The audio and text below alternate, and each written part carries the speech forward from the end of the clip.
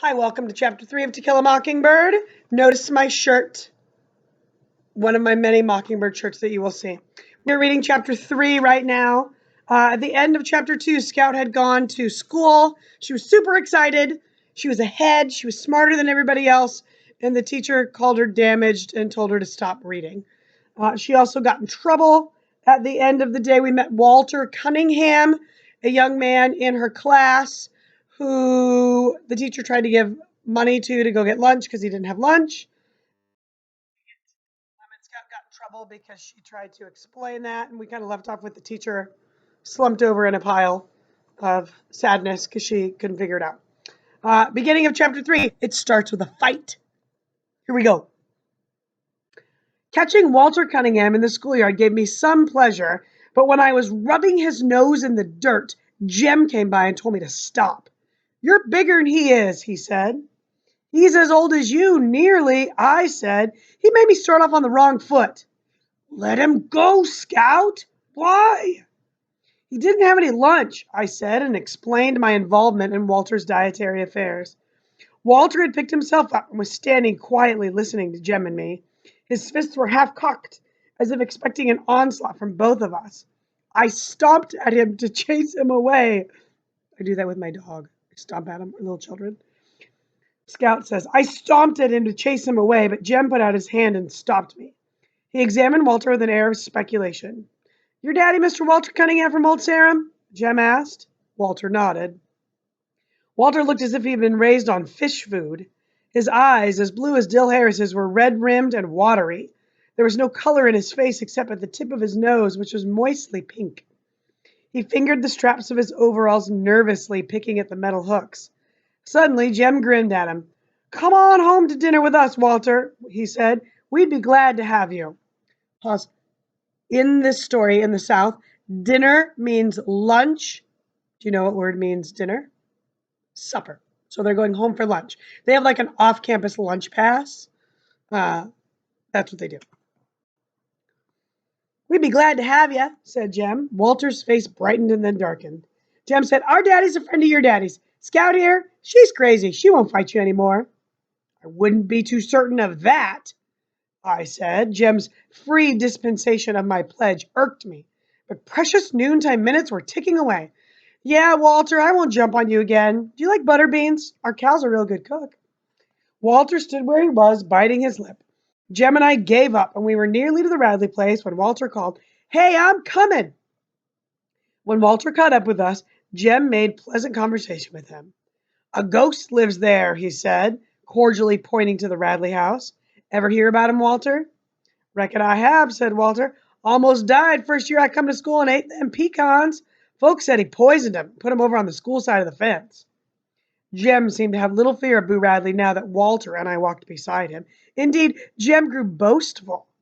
"I went all the way up to the house once," he said to Walter. "Anybody who went up to the house once ought to not still run every time he passes by it," I announced to the clouds above. "And who's running, Miss Priss?" said Jem. "You are," I said, "when ain't nobody with you." By the time we reached our front steps, Walter had forgotten he was a Cunningham. Jem ran to the kitchen and asked Calpurnia to set an extra plate. We had company. Atticus greeted Walter and began a discussion about crops neither Jem nor I could follow.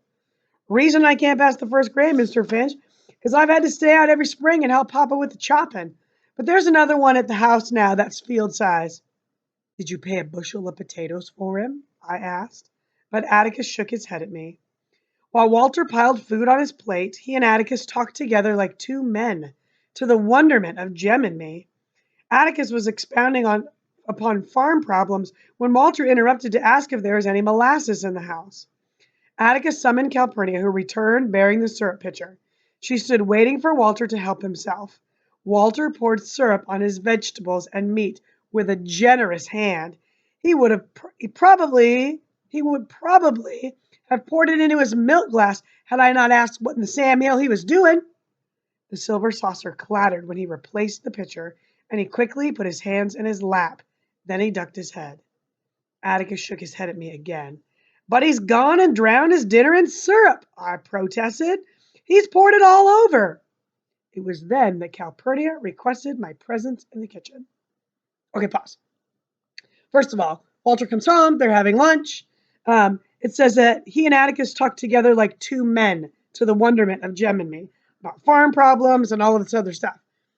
What does that tell you about Walter? Is he a smart kid or not a smart kid? If he can talk with Atticus about adult things, he's a smart kid. But he can't pass first grade because he always has to go work in the fields. So this idea that the kids are smart, but they can't be successful in school because of the way school is structured. There's the first part. Second part, molasses. That's like breakfast syrup. You ever put sausage, like breakfast sausage in syrup? It's so good. Or like bacon, but sausage is better. So in the South, syrup is kind of a common thing that you put on meat, especially if you have a little more money. Well, Walter doesn't have any money. So he gets there, he gets this big plate full of food, and he's like, do you have any molasses? Do you have any syrup? And they bring it out, and he doesn't just pour a little bit on the meat. He like pours it all over his dinner. And Scout is like, what in the hell are you doing? And Atticus is like, stop. Now, I noticed his body language. The silver saucer clattered when he replaced the pitcher. He quickly put his hands in his lap and he ducked his head. He's embarrassed. He's ashamed, right? And then Calpurnia does what your parents do when you're in trouble. Your presence is requested. Can come here, please. Come here, please. Come here, come here, come here, come here. So Scout's about to get in trouble. I like that line. It was then that Calpurnia requested my presence in the kitchen. She was furious. And when she was furious, Calpurnia's grammar became erratic. When in tranquility, her grammar was as good as anybody in Macomb. Atticus said Calpurnia had more education than most colored folks. When she squinted down at me, the tiny lines around her eyes deepened. There's some folks who don't eat like us, she whispered fiercely. But you ain't called on them to contradict them like at the table when they don't. That boy's your company. And if he wants to eat up the tablecloth, you let him. You hear? He ain't company, Cal. He's just a Cunningham. Hush your mouth. Don't matter who they are. Anybody sets foot in this house is your company. And don't you let me catch you remarking on their ways like you was so high and mighty. You folks might be better than the Cunninghams, but it don't count for nothing the way you are disgracing them. If you can't act fit to eat at the table, you can just sit in here and eat in the kitchen. Calpurnia sent me through the swinging door to the dining room with a stinging smack. I retrieved my plate and finished dinner in the kitchen, thankful, though, that I was spared the humiliation of facing them again. I told Calpurnia, just wait, I'd fix her. One of these days when she wasn't looking, I'd go and drown myself in Barker's Creek, and then she'd be sorry. Besides, I added, she'd already got me in trouble once today. She had taught me to write, and it was all her fault. Hush your fussing, she said. That reminds me of, like, when you're a little kid and you're mad and you're going to run away and you pack your bags. That's what Scout's doing. She's like, someday I'm going to run away and you're going to miss me. Jem and Walter returned to school ahead of me, staying behind to advise Atticus of Calpurnia's iniquities was worth the solitary sprint past the Radley place. She likes Jem better than me anyway, I concluded, and suggested that Atticus lose no time packing her off and firing her. Have you ever considered that Jem doesn't worry her half as much? Atticus's voice was flinty. I have no intention of getting rid of her, now or ever. We couldn't operate a single day without Cal. Have you ever thought of that? You think about how much Cal does for you, and you mind her. You hear? I returned to school and hated Calpurnia steadily until a sudden shriek shattered my resentments. I looked up to see Miss Caroline standing in the middle of the room, sheer horror flooding her face. Apparently, she had revived enough to persevere in her profession. It's alive! She screamed. The male population of the class rushed at one to her assistance. Lord, I thought she's scared of a mouse. Little Chuck Little, whose patience with all living things was phenomenal, said, which way to go, Miss Caroline? Tell us, quick, where he went. DC, he turned to a boy behind him. DC, shut that door and we'll catch him. Quick, man, where'd the mouse go? Miss Caroline pointed a shaking finger, not at the floor, nor at a desk, but to a hulking individual unknown to me. Little Chuck's face contracted, and he said gently, You mean him, ma'am? Yes'm, he's a student, and he's alive. Did he scare you in some way? Miss Caroline said desperately, I was just walking by when it crawled out of his hair. Just crawled out of his hair. Little Chuck grinned broadly. There ain't no need to fear a cootie, ma'am. Ain't you ever seen one? Now don't you be afraid. You just go back to your desk and teach us some more. Pause. A cootie crawled out of his hair. Do you know what they're talking about? Yep. Lice. Lice. A big old lice crawled out of his hair. And lice can get big. They can get as big as your fingernail. Right there. That big. Crawled out of his hair. And so the teacher lost her mind. Was like, "Ah!" Little Chuck Little was another member of the population who didn't know where his next meal was coming from, but he was a born gentleman. He put his hand under her elbow and led Miss Caroline to the front of the room. Now, don't you fret, ma'am. There ain't no need to fear Cootie. I'll just fetch you some cool water. The Cootie's host showed not the faintest interest in the fur he had rocked. He searched the scalp above his forehead, located his guest, and pinched it between his thumb and forefingers. Miss Caroline watched the process in horrid fascination. Little Chuck brought water in a paper cup and drank it gratefully. And she drank it gratefully, sorry. Finally, she found her voice. What is your name, son? She asked softly. The boy blinked. Who, me? Miss Caroline nodded. Burris Ewell. Miss Caroline inspected her roll book. I have a Ewell here, but I don't have a first name. Would you spell your first name for me? Don't know how. They call me Burris at home.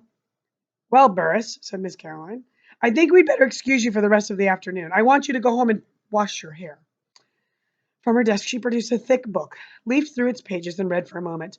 A good home remedy for Burris, I want you to go home and wash your hair with lye soap. When you've done that, treat your scalp with kerosene. What for, missus? To get rid of the cooties. You see, Burris, the other children might catch them, and you wouldn't want that, would you? The boy stood up. He was the filthiest human I had ever seen. His neck was dark gray, and the backs of his hands were rusty, and his fingernails were deep black, deep into the quick. He peered at Miss Caroline from a fist-sized clean space on his face. No one had noticed him, probably because Miss Caroline and I had entertained the class most of the morning. And Burris, said Miss Caroline, please bathe yourself before you come back tomorrow. The boy laughed rudely. You ain't sending me home, missus. I was on the verge of leaving. I done my time for this year. Miss Caroline looked puzzled. What do you mean by that? The boy did not answer. He gave a short, contemptuous snort. One of the elderly members of the class answered her. He's one of the Ewells, ma'am. And I wondered if this explanation would be as unsuccessful as my attempt. But Miss Caroline seemed willing to listen. Whole school's full of 'em. They come the first day every year and then leave. Truant lady gets 'em here because she threatens 'em with the sheriff, but she'd give up trying to hold 'em. She reckons she's carried out the law just getting their names on the roll and running 'em here the first day. You're supposed to mark 'em absent the rest of the year. But what about their parents? Asked Miss Caroline in genuine concern. Ain't got no mother, was the answer, and their pa's right contentious. Burris Ewell was flattered by this recital. Been coming to the first day of the first grade for 3 years now, he said expansively. Reckon if I'm smart this year, they'll promote me to the second. Miss Caroline said, sit back down, please, Burris. And the moment she said it, I knew she'd made a serious mistake. The boy's condescension flashed to anger. You try and make me, missus. Little Chuck Little got to his feet. Let him go, ma'am, he said. He's a mean one, a hard-down mean one, he's liable to start something. And there's some little folks in here. He was among the most diminutive of men, but when Burris Ewell turned toward him, Little Chuck's right hand went to his pocket. Watch your step, Burris, he said. I'd soon as kill you as look at you. Now go home. Burris seemed to be afraid of a child half of his height, and Miss Caroline took advantage of his indecision. Burris, go home. If you don't, I'll call the principal, she said. I'll have to report this anyway. The boy snorted and slouched leisurely to the door. Safely out of range, he turned and shouted, Reportin' be damned to you. Ain't no snot-nosed slut of a schoolteacher ever born can make me do nothing. You ain't making me go nowhere, missus. You just remember that. You ain't making me go nowhere. He waited until he was sure she was crying, and then he shuffled out of the building. Soon we were clustered around her desk, trying in various ways to comfort her. He was a real mean one, below the belt. You ain't called on to teach folks like that. Them ain't Makeham's ways, Miss Caroline, not really. Now don't you fret, ma'am, Miss Caroline. Why don't you read us a story? That cat thing was real fine this morning. Miss Caroline smiled and blew her nose. Thank you, darlings. dispersed us, and opened a book, and mystified the first grade with a long narrative about a toad frog that lived in the hall. So here's my question. Who's comforting who? Yes, you are correct. The students are comforting the teacher. Is it supposed to go that way? No, it's backward. Education is all messed up and backwards here. I am going to stop this video and do a second one just so it's not too long.